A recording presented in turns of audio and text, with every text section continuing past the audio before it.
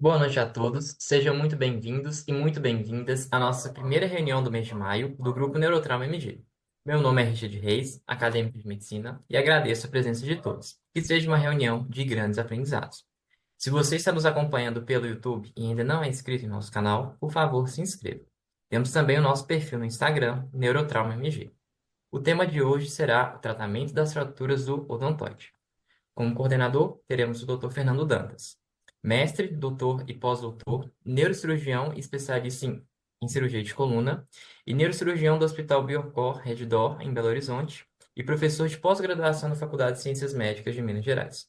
Como palestrante, teremos o Dr. François Dantas, neurocirurgião e especialista em cirurgia de coluna, doutorado no IANSP, em São Paulo, fellowship em coluna no Western Hospital, em Toronto, e neurocirurgião do Hospital Biocor Reddor.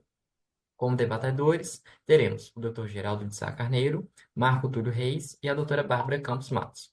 O Dr. Geraldo é neurocirurgião e especialista em cirurgia de coluna, mestrado pela Universidade Federal de Pernambuco e coordenador do serviço de coluna do Hospital da Restauração, em Recife. O Dr. Marco Túlio é neurocirurgião e especialista em cirurgia de coluna e atende nos hospitais Biocorre de Dó, Vila da Serra e São Francisco. A doutora Bárbara é a residente de neurocirurgia do quinto ano do Hospital Biocor, localizado em Belo Horizonte. Desse modo, gostaria de convidar o Dr. Fernando Dantas para iniciarmos nosso encontro de hoje. Uma excelente reunião para todos. Boa noite a todos, obrigado pela presença. Kélia, mais uma vez, obrigado pela confiança, pelo carinho que sempre você tem com a gente. Esse mês de maio, a Kélia dedicou as reuniões ao trauma. Então, vamos começar com o trauma raquimedular mais alto, depois as próximas reuniões vai ser cervical baixa, torácica e assim sucessivamente. Então, esse mês foi dedicado ao TRM. Obrigado a Kélia por dar esse espaço aqui para a gente. Obrigado, Geraldo, que é o nosso amigo e irmão. Marco Túlio, a mesma coisa. François, se alguma palavra em inglês que ele esqueceu, eu posso fazer a tradução simultânea ao mesmo tempo. Eu achei interessante falar da fratura do odontoide, que François fez um trabalho super interessante e atualizado, que para tratar tem que saber classificar. Então, talvez ele vai dar a dica, porque ao longo do tempo, as fraturas do odontoide têm mudado ao longo do tempo. E nós pedimos a Bárbara, que é a nossa R5, para apresentar um caso inicialmente, para uma pequena discussão e depois, propriamente, a aula do François. Obrigado, François, Geraldo, Marco Túlio e a todos pela presença. Bárbara, se você quiser já iniciar apresentando o caso. Beleza, eu vou compartilhar aqui. Bárbara é a nossa R5, lá do Biocor. Pode começar? Sim, pode ficar à vontade. Então, boa noite, obrigada pelo convite. Vou apresentar um caso sobre a fratura de odontoide de uma idosa. Então, vamos lá. A paciente tinha 87 anos, era de sexo feminino. Ela apresentou uma queda da própria altura com trauma occipital em novembro de 2018. A clínica dela era somente uma cervicalgia intensa. De comorbidades, ela possui hipertensão, hipotireoidismo, uma coronariopatia, teve um IAM em 2011 e era ex-tabagista. Ela fazia uso da levotiroxina, nebivolol, espironolactona, clopidogrel, citalopram e alprazolam. Ela procurou atendimento médico no dia do trauma em outro serviço e ao exame. Ela se encontrava sem déficits neurológicos, apresentava dor à palpação cervical e um cefalohematoma hospital e realizou uma TC de crânio que não evidenciou alterações. Ela realizou um raio-x de coluna cervical, aqui é a imagem desse exame em perfil e AP, mostrando a linha de fratura que não está tão bom para ver, mas uma linha de fratura na base aqui do odontoide. Fez também uma tomografia que mostrou essa fratura e uma ressonância. Como vocês puderam ver, era uma fratura do tipo 2 e o traço era favorável para um parafuso de via anterior. Era um traço aqui do tipo da imagem A. Então, qual que foi a conduta? Optaram pelo tratamento conservador. O tratamento conservador foi com colar cervical rígido, um aloveste. Por quanto tempo seria indicado se optado pelo tratamento conservador? Se foi um tratamento cirúrgico, foi optado pela via anterior. Se foi pela via anterior, foi optado por um ou dois parafusos, ou foi optado pela via posterior. Vocês querem continuar com a aula ou continua com o caso, doutor Fernando? Pode perguntar a Marco Túlio, a Geraldo, o que é que ele pensa. Depois a gente vai para a aula do François e depois você conclui. O que é que você acha? Pode ser. Então, o que Volta que as vocês imagens. fariam?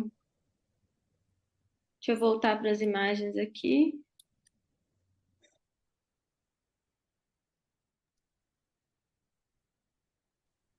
Doutor Geraldo, Marco Túlio. Você quer Olha, começar, professor? ah, obrigado. Eu vejo o seguinte, só me, por gentileza, Bárbara, repete a idade. Ela tinha 87. 87 anos. Ah, tá, perfeito.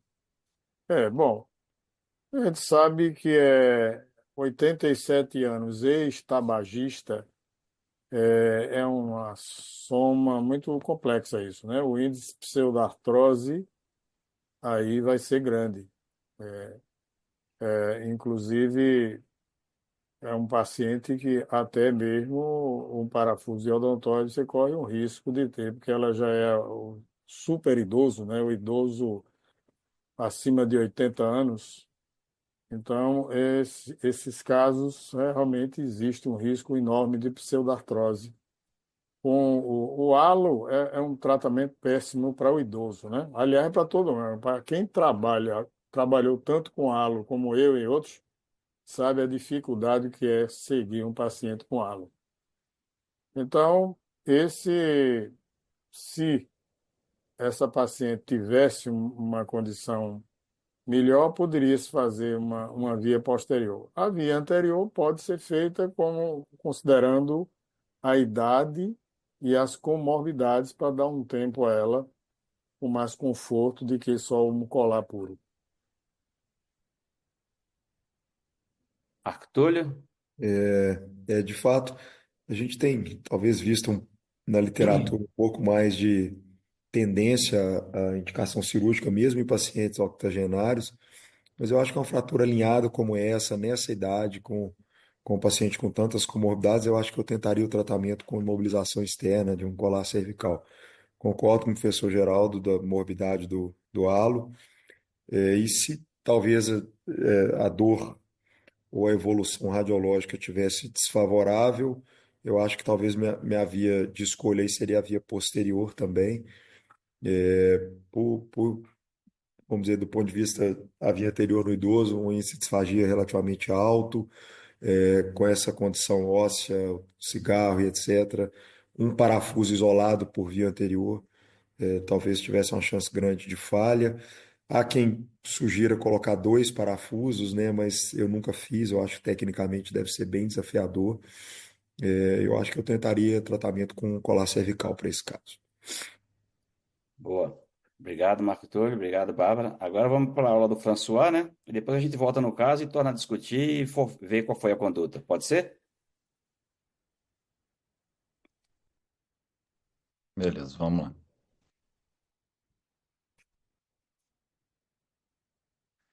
Bom, pessoal, boa noite a todo mundo. Obrigado pelo convite aí, obrigado pela presença de todos. Me deram esse desafio aí, que é falar de fratura do odontoide, um tema controverso até para cirurgiões mais experientes, né? O professor Geraldo já tem uma vivência boa aí do tema, já tratou muita gente com fratura do odontoide. Nós estamos começando a carreira, mas é uma coisa que todo mundo vai ver porque ela é bem frequente. Nós vamos comentar um pouquinho sobre isso. A história, né, das fraturas do odontoide, ela é bem antiga, ela teve início antes do advento até da radiografia. Os primeiros casos foram descritos lá no século XIX. Historicamente, é um tipo de fratura que foi muito associado a um prognóstico muito ruim, por causa de altas taxas de pseudartrose, risco de complicações neurológicas, com a ausência de um tratamento, né? E o primeiro tratamento cirúrgico foi descrito só no início do século XX, em 1910, por esses autores Mixter e Osgood, lá com uma amarrilha em C1, C2. Esse trabalho aqui foi o trabalho que eles publicaram, e a partir daí começou a se considerar o tratamento cirúrgico para essas fraturas. Hoje em dia, diversos tipos de tratamento são disponíveis, o pessoal já comentou um pouquinho, né, do Alovest, que é um tratamento um pouco mais invasivo, digamos assim, não conservador, com esse halo.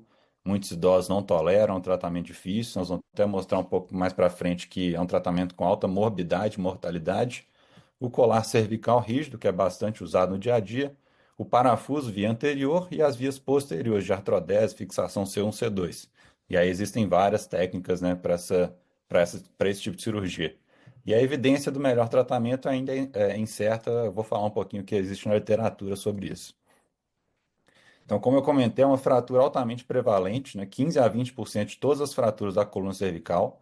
É a fratura mais comum da coluna cervical em pacientes acima de 65 anos. Em pacientes jovens, normalmente é um tipo de fratura associado a trauma de alta energia, principalmente acidente de carro. E nos idosos, qualquer acidente de baixa energia, queda da própria altura, queda de escada, né, vão levar a esse tipo de fratura. Na população idosa, existe uma incidência cada vez maior desse tipo de fratura, principalmente nos países desenvolvidos. Então, está virando um problema de saúde pública com altos gastos para os sistemas de saúde. Então, os idosos eles têm esse tipo de fratura depois de traumas leves, né, queda da própria altura, principalmente por conta de osteoporose, osteoartrite da coluna subaxial fica mais rígida, então a mobilidade C1, C2 continua intacta e levando a esse tipo de fratura. E são pacientes frágeis, com múltiplas comorbidades, então o manejo desses pacientes não é fácil.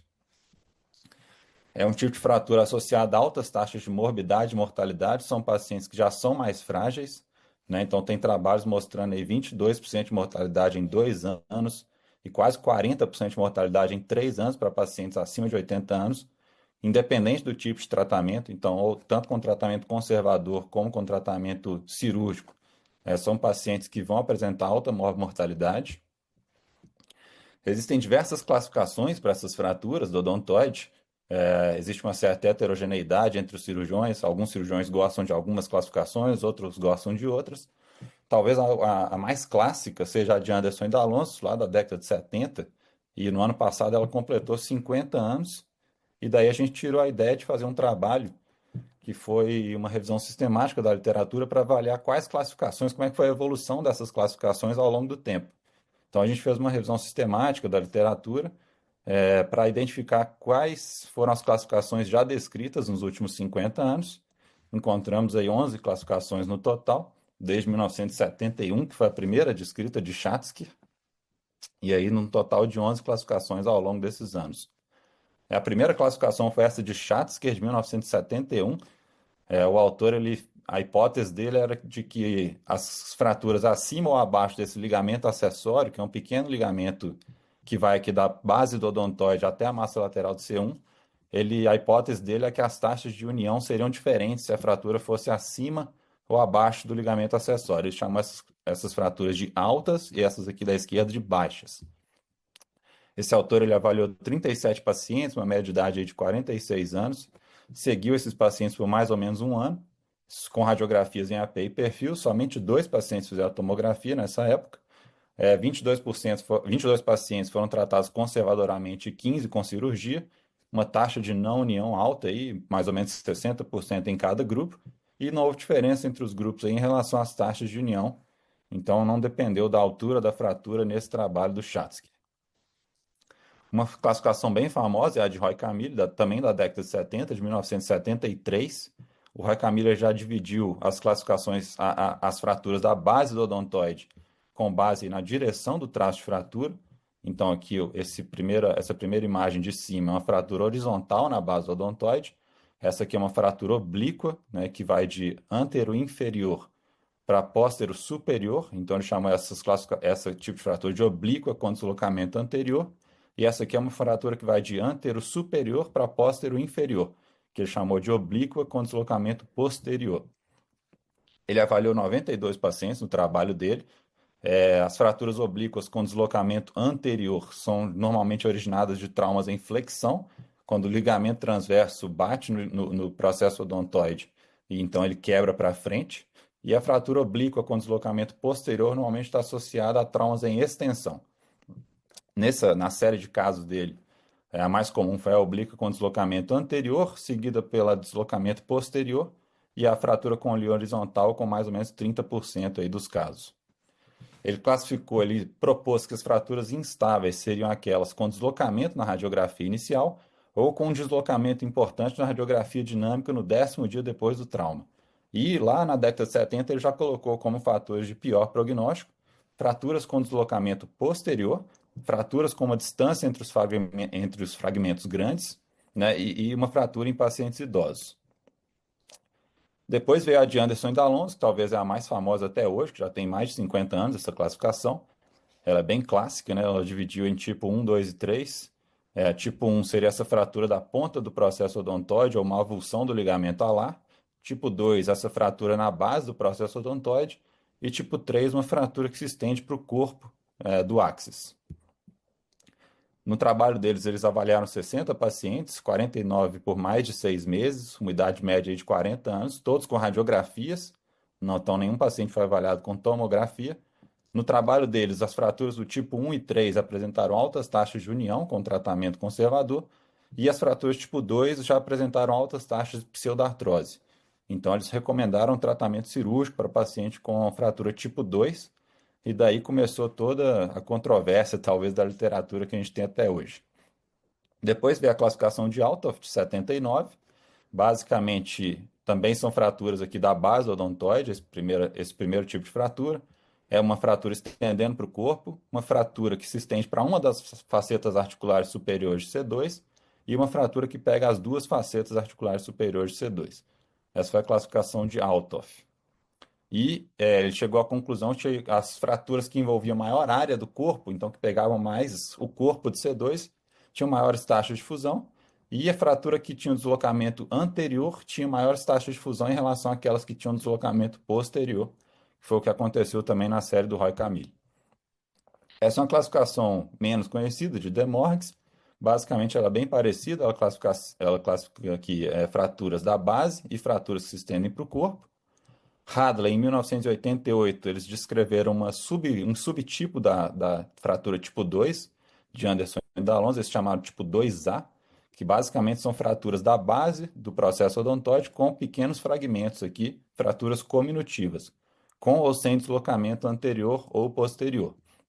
Então, eles subdividiram a fratura do tipo 2, de 92% que eles avaliaram, e 5% dos pacientes com fraturas tipo 2 de Anderson e D'Alonso tinham pequenos fragmentos e fraturas cominutivas, né, com deslocamento anterior ou posterior. Esse trabalho demonstrou a importância da tomografia para diagnosticar esse tipo de fratura, que isso não é tão visível na radiografia. E esses autores já colocaram que esse subtipo de fratura ela aumenta as taxas de pseudartrose, independentemente aí do deslocamento inicial da idade do paciente. E esses autores recomendaram já a estabilização cirúrgica para esse tipo de fratura, então fraturas cominutivas, lá na década de 80 eles indicavam a cirurgia. Essa aí teve um gap grande aí de quase 20 anos, e esse grupo do Grauer de 2005, é um grupo da O, publicou esse trabalho, subdividindo também as classificações. Então, basicamente, eles usaram as ideias da classificação de Anderson e D'Alonso e da classificação de Roy Camille, classificaram em alguns tipos. Então, tipo 1 é aquela mesma ideia da ponta do odontoide, tipo 2A, uma fratura da base do odontoide sem deslocamento importante, tipo 2B, uma fratura com deslocamento pequeno ou contraste de fratura de antero superior para póstero inferior, tipo 2C, uma traste fratura de antero inferior para póstero superior ou fraturas cominutivas. E o tipo 3 é qualquer fratura que se estende aqui para a faceta articular de C2. Então, esse já subdividiu um pouco melhor as fraturas tipo 2 e tipo 3. Então, nessa classificação de grau, a tipo 3 é aquela que tem um traço de fratura estendendo para uma ou as duas articulações de C2. Eles avaliaram 52 pacientes, eles propuseram aí, a partir dessa classificação, tratamento com imobilização externa para os tipos 1, 2A e 3, fixação com parafuso anterior para tipo 2B, em caso de boa qualidade óssea, fusão e atlantoaxial C1, C2 foi recomendada para fraturas do tipo C. Então, essa foi uma das primeiras classificações que orientou o tratamento baseado no tipo de fratura, o tratamento cirúrgico. Mais classificações, essa de Corres de 2008, a ideia é mais ou menos a mesma. Então, a base aqui, a pontinha do odontoide acima do ligamento transverso, do ligamento transverso, um traço de fratura logo abaixo do ligamento transverso, uma fratura aqui bem na base anatômica do processo odontoide, uma fratura que se estende para o corpo e fraturas complexas cominutivas, que seriam um tipo à parte de fraturas. Outra classificação de Matcourt, que subdividiu as fraturas com base aí nas áreas de sincondrose, nas áreas de ossificação do odontoide. Então, fraturas do ápice do odontoide e fraturas da base. Uma classificação bem interessante é essa de De Luca, de 2022, que foi a primeira que falou de angulação e deslocamento, né? Então, basicamente, eles avaliaram essa angulação da fratura em relação à parte posterior do corpo de C2 e o deslocamento da fratura aqui, dessa porção anterior do odontoide em relação à porção anterior do corpo C2. Eles analisaram 89 pacientes aí acima de 65 anos e subdividiram as fraturas em estáveis ou instáveis. Instáveis seriam aquelas com angulação maior do que 11 graus ou deslocamento maior do que 5 graus, ou 5 milímetros, desculpa.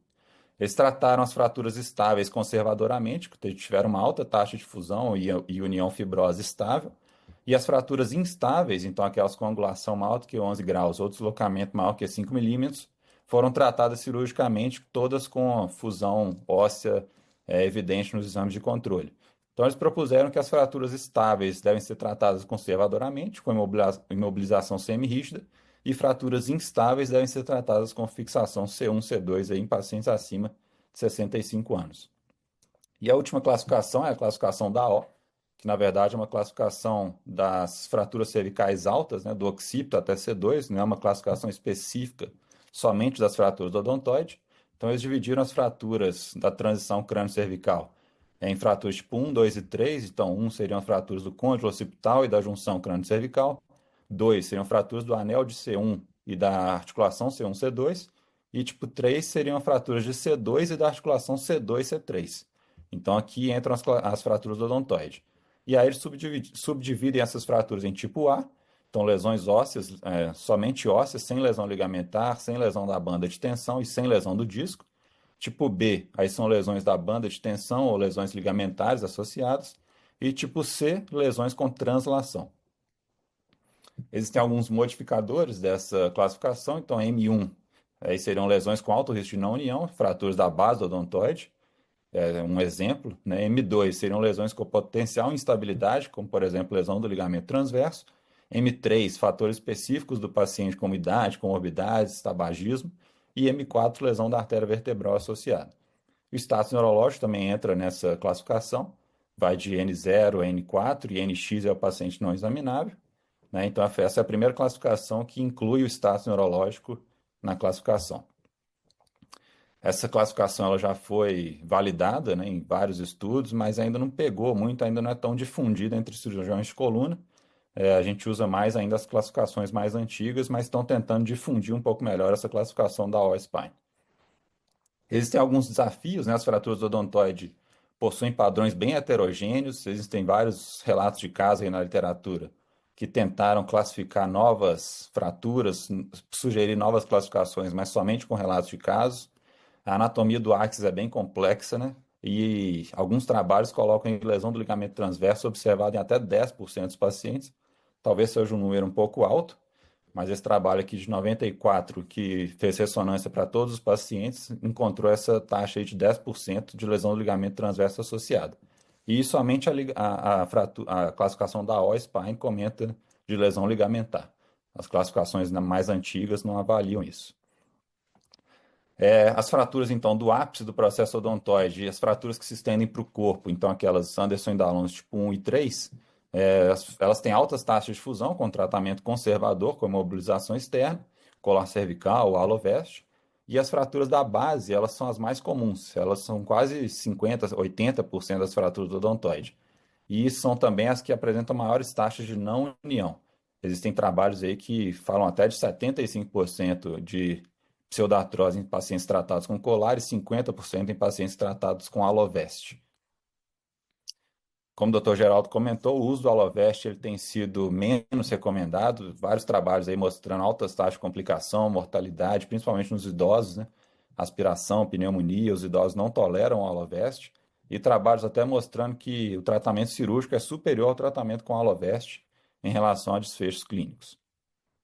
Então, o Alovest praticamente está caindo em desuso. As fraturas do odontoide raramente podem apresentar déficit neurológico. Na prática, a gente vê que isso não é tão comum. Então, alguns trabalhos colocam 13 a 25% de incidência de déficit neurológico, mas esse trabalho aqui de 2014 é um trabalho interessante que mostrou que déficits tardios, então lesões crônicas, às vezes que passam despercebidas, que não são diagnosticadas e se agudizam posteriormente, podem causar déficit tardio em até 17% dos pacientes.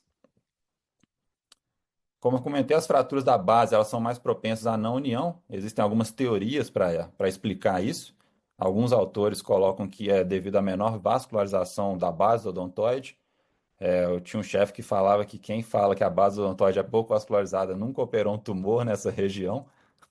Então, mas essa é uma teoria que existe. E alguns autores colocam que a articulação C1, C2 ela é muito móvel. Então, ela está sempre em movimento, mesmo com imobilização externa, e aí favorecendo a não união. Existem alguns fatores de risco já bem estabelecidos na literatura para não união. Então, a idade mais alta, acima de 50 anos, alguns trabalhos colocam 40, outros 60, mas maior idade, maior risco de não união. Então, fraturas cominutivas da base do odontoide, tipo 2A de Hadler, um gap entre a fratura e o corpo de C2 maior do que 2 milímetros, um deslocamento maior do que 5 milímetros e fraturas não redutíveis são aquelas que aí têm uma chance maior de pseudartrose. Aqui alguns exemplos de casos, né, tratados conservadoramente. Na esquerda, a gente tem uma fratura, então, com um traço de fratura de anterior inferior para póstero superior e um pequeno deslocamento anterior, tratada conservadoramente com uma boa fusão óssea. Aqui, esse caso do meio, uma fratura com um traço de fratura de anterior superior para póstero inferior, também tratada conservadoramente, evoluiu com uma união fibrosa estável, que basicamente é a formação de um tecido fibroso ali na base do odontoide, e ele não mexe nas radiografias dinâmicas, é uma união fibrosa estável, é o nome que se dá a esse tipo de consolidação. E esse terceiro caso aqui também é uma fratura da base do odontoide, que evoluiu com uma pseudartrose, uma não união óssea, mais instável, então aí não houve a formação dessa união fibrosa, e aí são casos que muitas vezes precisam de cirurgia. Existem vários tipos de tratamento, né, para esse tipo de fratura. A via anterior, com parafuso de odontoide. A fixação ou artrodese C1, C2 via posterior, existem várias técnicas. Goel e Harms, translaminar, amarrilha, então, né, parafuso de lâmina de C2, parafuso de pars, de pedícula, existem várias técnicas para esse tipo de cirurgia. E a fixação occipital em casos aí excepcionais, raramente isso vai ser necessário para a fratura do odontoide. Esse é um trabalho bem interessante do Dr. Andrei, de 2015. Então, eles colocam aí essas potenciais indicações para fratura do tipo 2 de odontoide, indicações cirúrgicas, aquilo que eu comentei. Pacientes mais velhos, de fraturas com minução, fraturas com um gap maior do que 2 milímetros, um deslocamento maior do que 5 milímetros. Em pacientes acima de 80 anos, então, eles têm alta mortalidade independente do tratamento, como eu comentei. O Alovest, mais uma vez, altas taxas de complicação, ele tem sido menos recomendado. E o tratamento com colar cervical parece aceitável nesse tipo de paciente, pelo menos como primeira forma de tratamento. E aí ele comparou a via anterior com a via posterior. Então, a via anterior ela preserva a mobilidade da articulação atlantoaxial, enquanto que a via posterior ela tira essa mobilidade, né? Lembrando que a articulação C1, C2 é responsável por mais ou menos 50% da rotação lateral da cabeça. A via posterior aí precisa de enxerto ósseo, existe um maior risco de lesão da artéria vertebral, um tempo cirúrgico um pouco maior e uma perda sanguínea também um pouco maior, né? Mas a gente vai comentar um pouquinho. E a via anterior, maior risco de disfagia, principalmente em pacientes mais velhos. O parafuso anterior é uma técnica bem elegante, né? Taxas de fusão na literatura são variáveis, alguns trabalhos de 80% a 100%. Como vantagens que eu já comentei, ela preserva a mobilidade da articulação C1, C2, que é mais ou menos 50% da rotação cervical. Ela tem um menor sangramento, menor risco de infecção e, como desvantagens, o maior risco de disfagia, principalmente nos idosos, e uma maior taxa de pseudartrose, principalmente em pacientes com uma baixa qualidade óssea, osteoporose. Como indicação, o traço de fratura tem que ser favorável, então a fratura tem que ser ou horizontal ou com esse traço de fratura, essa direção de antero superior para póstero inferior. Esse tipo de fratura aqui é uma contraindicação para o parafuso anterior, porque você não vai conseguir comprimir a fratura com o parafuso e o risco de pull-out, pseudartrose é muito alto. E a fratura tem que ser redutível para uma via anterior. As contraindicações, então, fraturas cominutivas, osteoporose grave, fraturas crônicas aí com mais de 6 meses e fraturas associadas à lesão do ligamento transverso.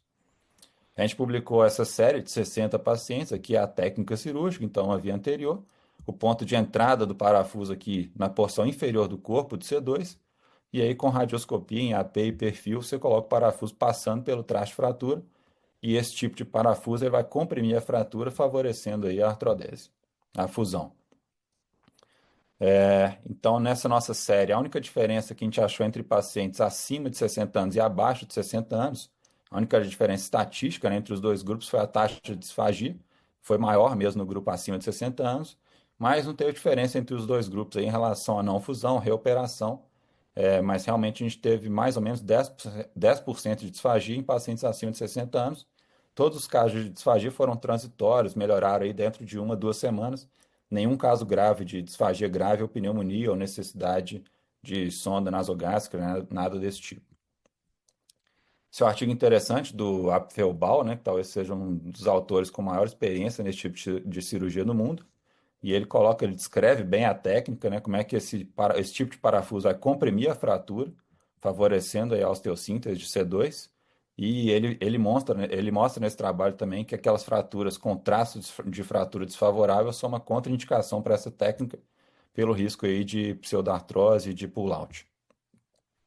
A fixação e artrodese C1-C2, ela apresenta uma maior taxa de fusão, quase 100%, mas ela limita bem a rotação cervical, então isso tem que ser bem explicado para os pacientes. Ela apresenta também, está associada a maiores taxas de sangramento, de infecção. Em pacientes idosos, ela tem sido indicada com maior frequência devido ao menor risco aí de disfagia e maiores taxas de fusão. Hoje em dia existe uma discussão grande aí em relação a qual é o objetivo do tratamento da fratura do odontoide, se é necessário obter uma fusão óssea ou se a união fibrosa é um desfecho favorável. Ainda existe muita controvérsia na literatura. Aí, alguns trabalhos colocando que cirurgia é superior ao tratamento conservador, trabalhos recentes.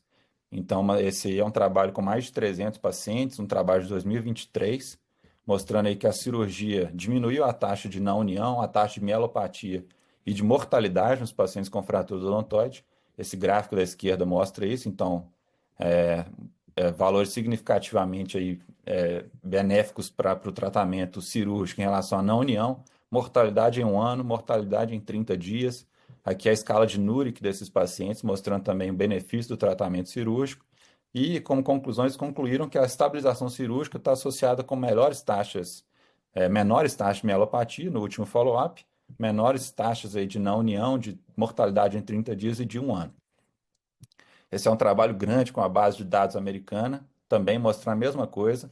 A taxa de sobrevivência foi melhor em pacientes com fratura tipo 2, nos pacientes operados do que nos tratados conservadoramente, mas uma taxa de complicação, obviamente, maior nos pacientes tratados cirurgicamente, né? Mas esse trabalho também favorecendo o tratamento cirúrgico em relação ao conservador. Vários trabalhos recentes de 2018 para frente, incluindo meta-análises, mostrando que o tratamento cirúrgico foi superior ao tratamento conservador até para pacientes geriátricos, pacientes acima de 68 anos, tiveram menores taxas de mortalidade também com tratamento cirúrgico. Esse é um trabalho interessante do ano passado que mostrou que pacientes com demência que não toleram o uso de colar cervical tiveram melhores desfechos clínicos com tratamento cirúrgico também. Então, isso é um fator importante. Alguns pacientes não toleram o uso do colar. E já mais recentemente ainda, de 2023, 2022 para cá, vários trabalhos e meta-análises considerando que o tratamento conservador tem seu valor e é superior ao tratamento cirúrgico.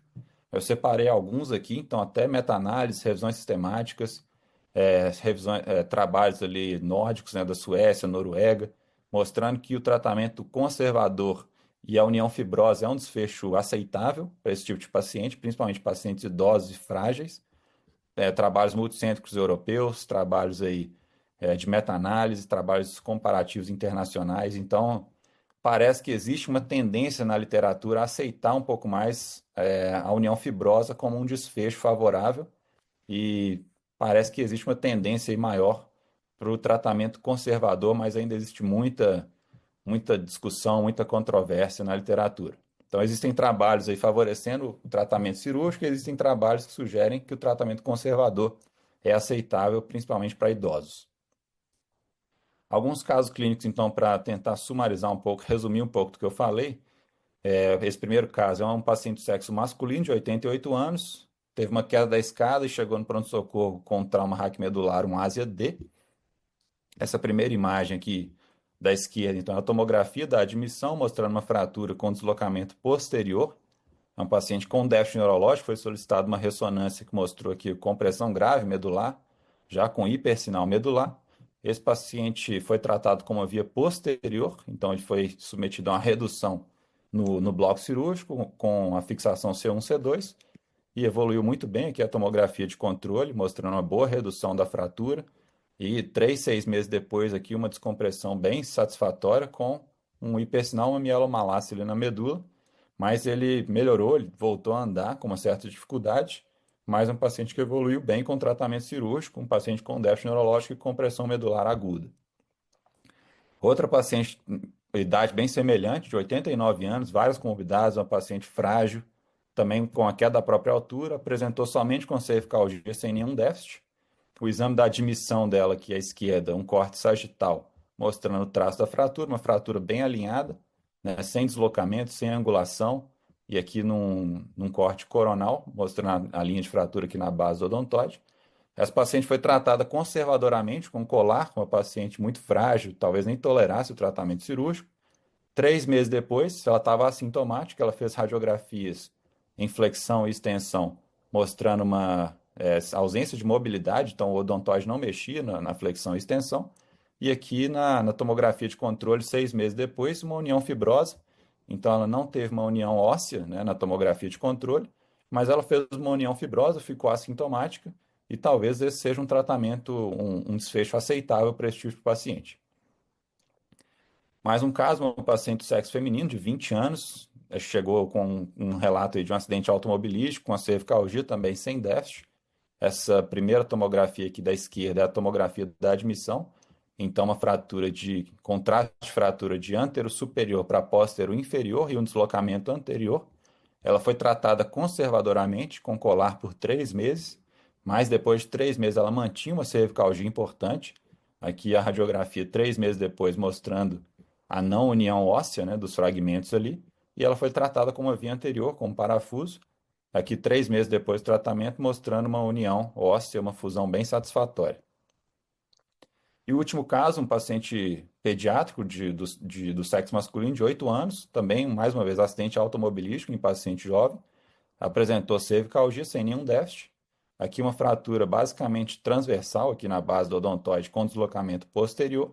Uma fratura redutível, foi tratada com parafuso via anterior e 3 meses depois do tratamento, uma boa união óssea ali do fragmento com o corpo de C2.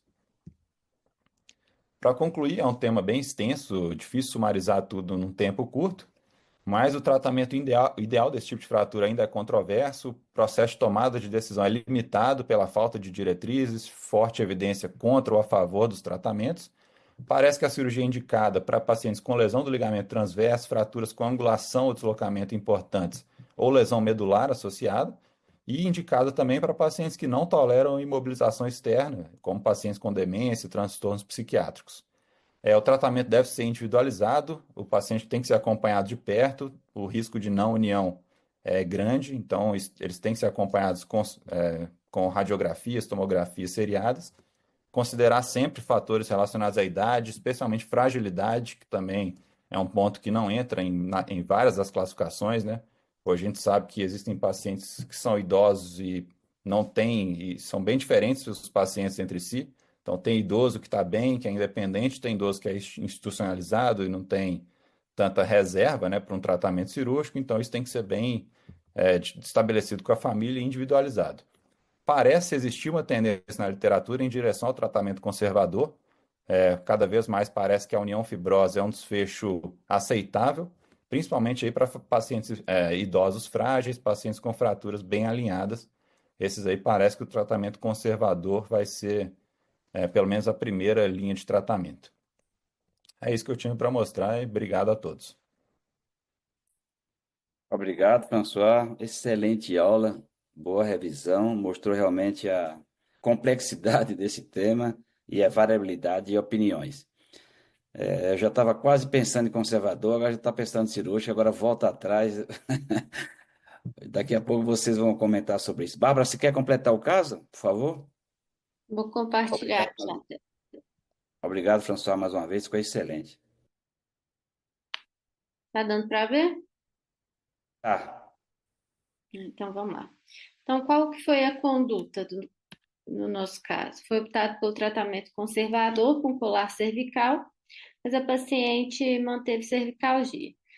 Na TC de controle após 2 meses, mostrando a consolidação da fratura, como vocês podem ver nesse slide, mostrou um gap aí de 0,30 centímetros entre, entre as duas partes da fratura, né? Aqui o raio-x da paciente, flexão, extensão. E quando opta pelo tratamento conservador, quanto tempo, né?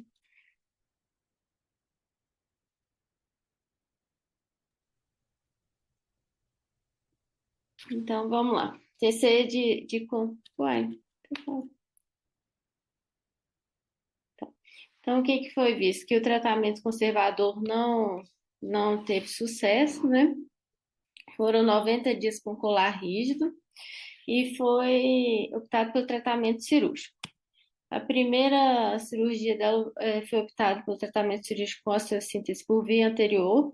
A cirurgia foi feita em fevereiro de 2019. Aqui tem a TC de controle no primeiro DPO, mostrando redução da fratura. Raio-x de controle com 30 dias também, estava bom. A TC de controle de 30 dias já era possível ver uma pequena osteólise. O paciente repetiu a TC com 2 meses e fez uma densitometria óssea que mostrou osteopenia.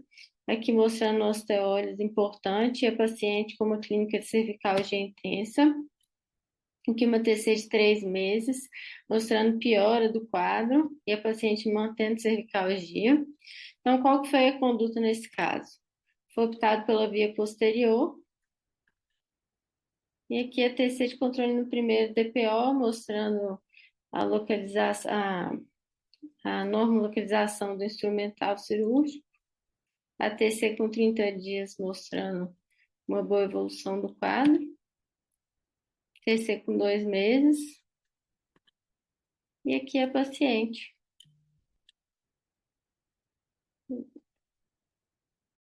obrigado, Bárbara. Geraldo, quer comentar na conduta do caso? Você viu que fez conservador, não deu certo, fez odontóide, não deu certo, acabou indo por trás e foi relativamente bem. O que é que você acha, Geraldo? Eu vou analisar isso, achei o caso excelente, mas assim, eu faço uma análise em fratura dessa região, né, crânio-vertebral, até nós publicamos aquelas fraturas 120, né, de fratura cervical alta, e a gente foi até mais cirúrgico, por exemplo, nas espondilistese traumática de C2, porque eu avalio se os doentes do SUS e o doente da clínica privada. O doente da clínica privada a gente pode seguir, ó, de fratura de C1 e tal, eu fui acompanhando e vejo frequentemente até da alta.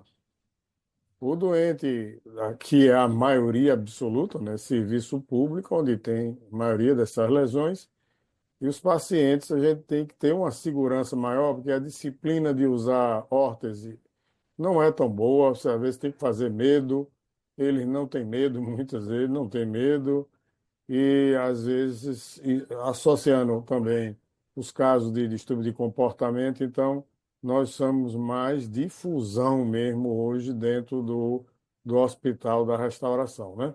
Quando pega um jovem, muito jovem ou que more perto, você tenha, e a gente até pode modificar a técnica.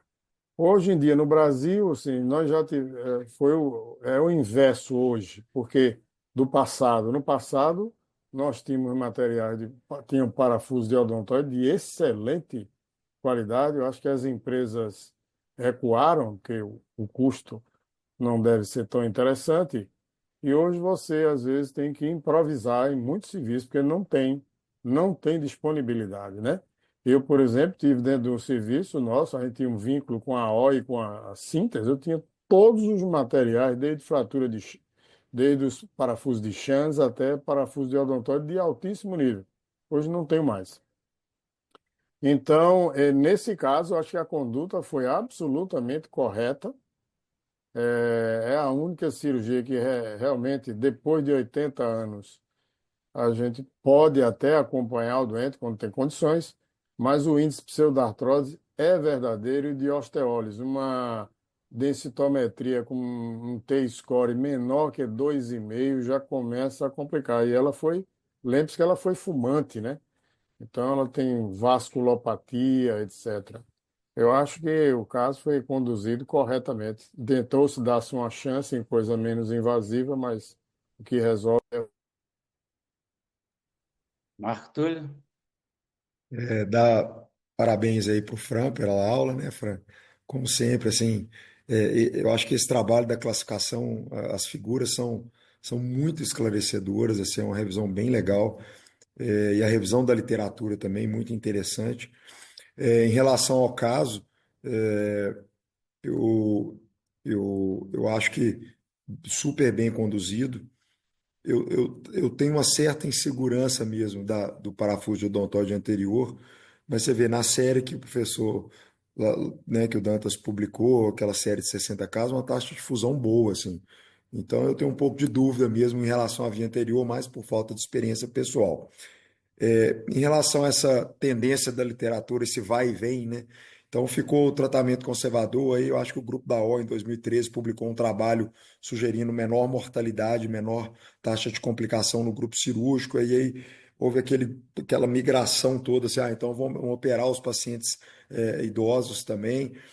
Mas quando a gente analisa, como a gente não tem trabalho randomizado, os estudos são todos corte prospectivas, então há uma tendência a gente indicar cirurgia para os pacientes idosos mais saudáveis e uma tendência da gente indicar imobilização externa para os idosos mais doentes, institucionalizados. Então, quando a gente vai analisar os dados, a gente tem uma certa tendência a comparar coisas distintas, né? Então, quando a gente vê todos esses trabalhos observacionais, eu lembro que na época do Congresso a gente fez uma revisão no ano passado. Parece que tinha um trial em andamento desde 2018, mas eu não tenho conhecimento se ele foi publicado ou não.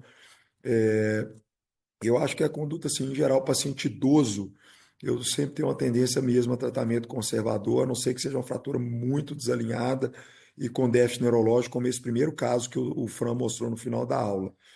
Agora, paciente jovem, eu acho que se o traço for favorável para o parafuso de odontóide, eu acho que antes um parafuso de odontóide hoje do que um Goer Arms amanhã, né?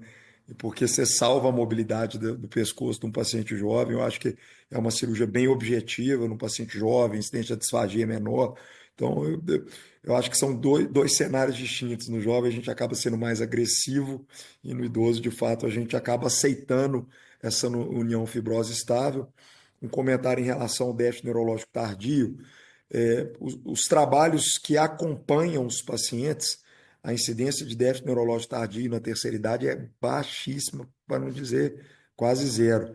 O que a gente vê de déficit neurológico tardio é paciente que teve uma fratura de odontóide que passou desapercebida, sem acompanhamento nenhum, e ele vai acabar descobrindo a fratura com uma tetaparesia, né? Ou talvez com um novo evento traumático, e você vê uma fratura antiga que acabou desalinhando mais. Então, é relativamente seguro. Então, às vezes, hesitar essa insegurança, será que esse paciente vai ter uma tetaparesia se eu imobilizar só e acompanhar? Parece que os pacientes que a gente acompanha de perto, igual o professor Geraldo falou, há uma certa segurança, a gente vai ser mais surpreendido positivamente com o tratamento conservador do que negativamente, né? Mas é um desafio mesmo, a literatura joga a gente para lá, joga a gente para cá. Então, eu acho que tem que individualizar muito e discutir com as famílias, né, professor? Que, que não vai colar, em geral não cola.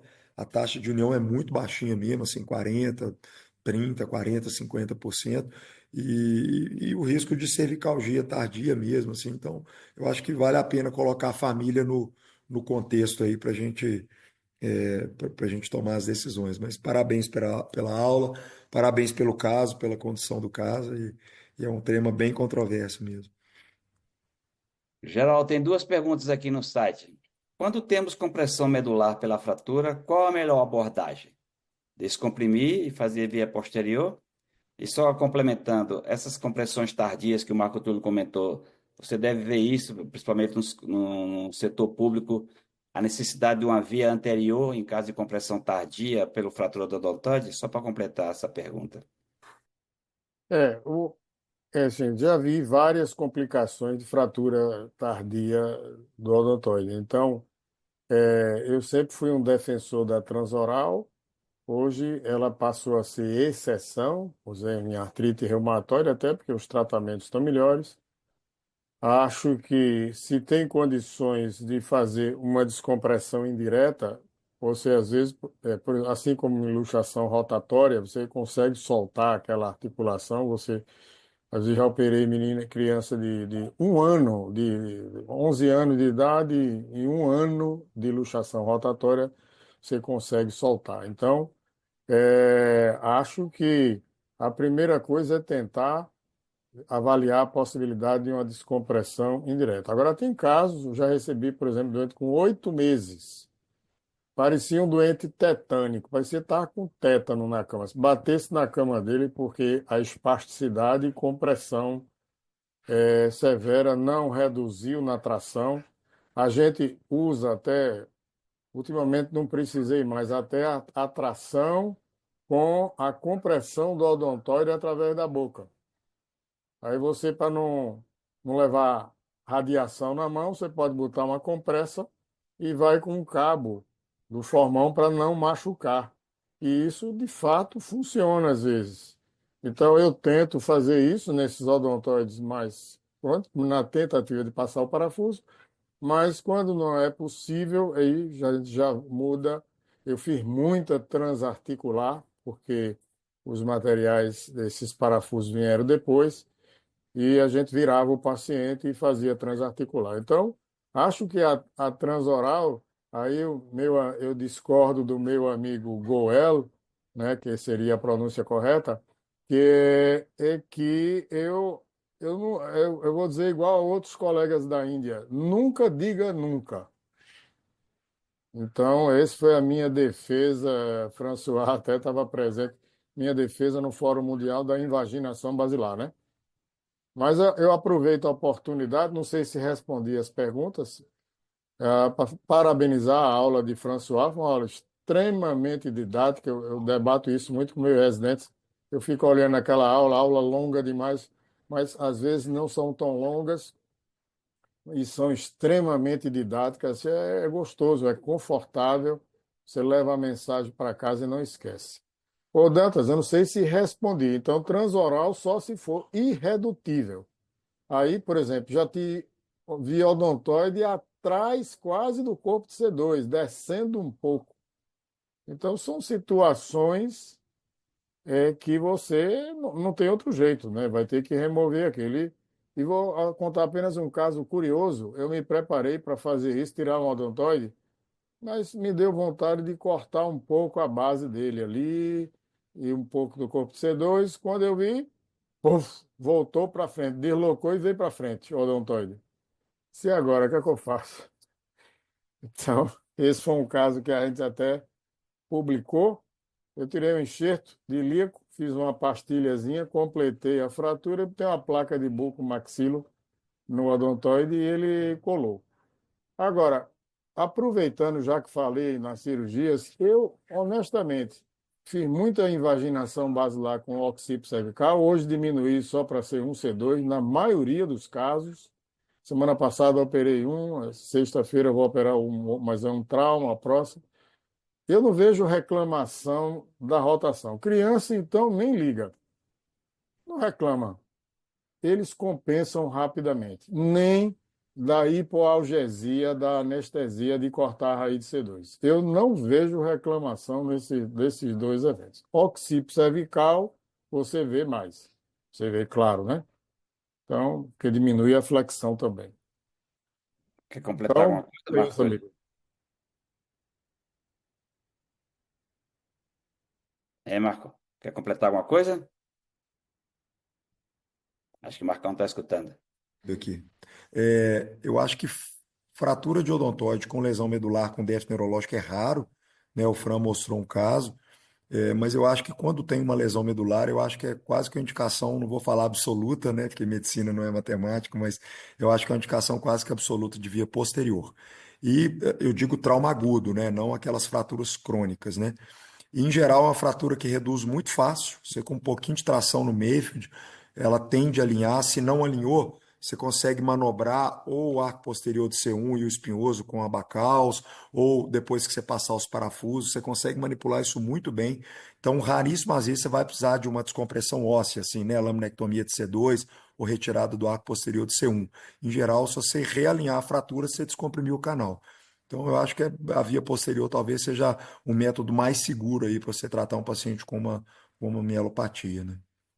Boa. Ô, Dante, só complementando, Marco, essa semana, há uns 15 dias, ou um pouco mais de 15 dias, eu operei um estrangeiro que veio para passar umas férias no Brasil, começou, acho, veio logo Fernando Noronha, e uma onda, 74 anos, e ele tomou o que a gente chama um caldo, né, que ele ficou e realmente teve até parada cardíaca, chegou tetraplégico, foi postar o público primeiro, depois para o privado, então realmente tinha uma.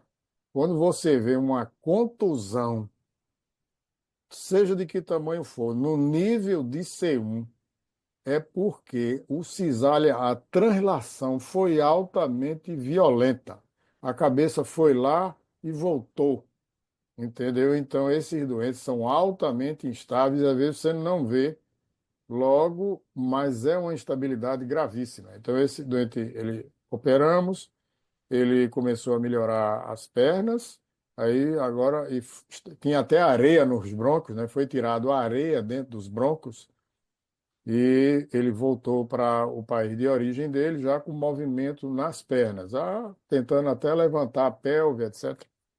Mas é assim, eu chamo a atenção. Vi uma contusão, mesmo que não tenha no primeiro raio-x dinâmico, se o doente estiver bem, às vezes o doente fica bem, faça depois de 3 semanas, porque a junção crânio-vertebral ela entra em espasmo quando tem fratura.